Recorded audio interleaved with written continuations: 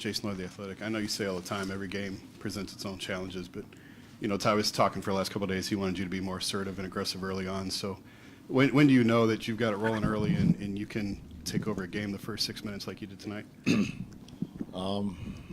Just a feel. I mean, Coach Lou called up the first play for me and went down. So we went back to it. I was able to hit another one and, just felt like I was in a really good rhythm. So just try to see how long I can stay in that zone and just, try to make a mark on the game early on, especially after the way we started at game one. You got so many guys who have never been to the spot before. Is there any part of you always say game one's a feel-out game. Was there any part of you that just kind of sat back the other night and wanted to see how they responded to the moment and reacted to the moment? Well, I mean, it's part of me, obviously, yeah. I mean, it's first experience for a lot of our guys in game one. And for me, like I said, it's always a fill-out game to see how teams are playing me, playing our team, and seeing the ways I can be better, and I broke down the film the last couple of days, seeing ways I could try to be better for our team. So, definitely, in game one, I was the, more of the mind, working than anything. Dave McMenamin, ESPN. It almost wouldn't be Cavs-like if you didn't have a lineup change, considering you had 29 different ones in the regular season. But how do you feel like the presence of Kyle and JR from the start opened up your game and just overall helped the team? Well, I mean, I think it's just familiarity, with that lineup, to start tonight. I mean, you got four guys that's played in postseason games before, and then you add G. Hill, who's got his own experience as well. So, that definitely helps from that standpoint.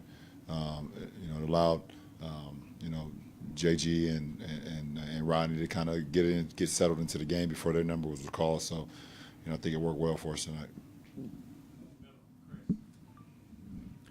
Chris Fedor, Cleveland.com. LeBron, we've talked a lot this year about the Cavs' identity and how much it has changed because of so many different lineups and so many different rosters that you've had, basically. When you play you with the four shooters, does it feel more like Cavaliers basketball to you? I mean, for me, I just try to be as productive as I can no matter what lineup is out there. To start the game, you can obviously with the space, with JR and Kyle's ability to shoot the ball, and obviously Kev, it creates a lot more space. But for me, I just try to be productive no matter what line is on the floor, and it felt good for us to get off to a good start.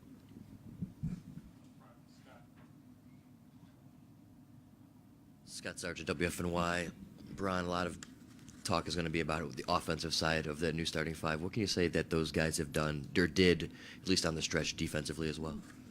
I mean, listen, JR and Kyle were huge, late game.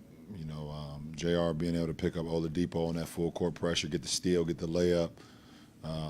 Kyle getting switched off onto Thaddeus one possession where, could have went either way with the push off or a block, and then he comes right back and has a one-on-one matchup with Miles Turner and be able to get the strip late in the game.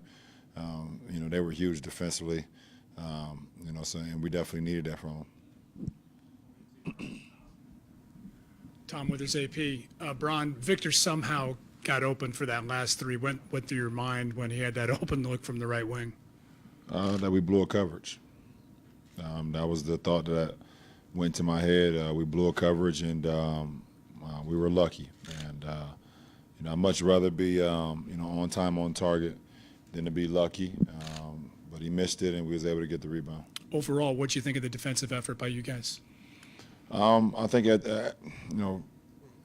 we were better than game one, and we had some laws obviously once again, but I think we were in tune. We were more physical at the point of attack, and and it definitely helped us out a lot.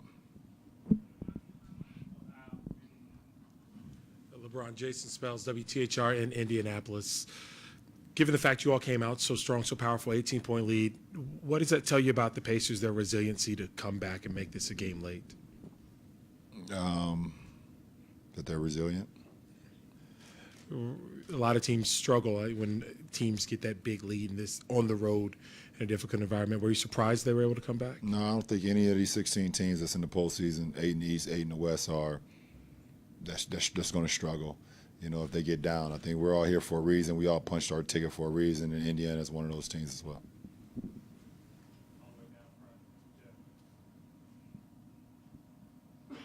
Jeff Shadell, News Herald. So, LeBron, how do you think this sets things up for Game 3? What do you mean?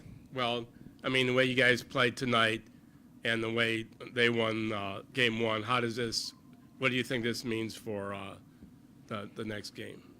It means the series is tied 1-1 and it's going to Indiana. So, we got to be ready to play. They got a great crowd, and they're a really, really good team. So, it just sets up for Game 3. It's just the next game.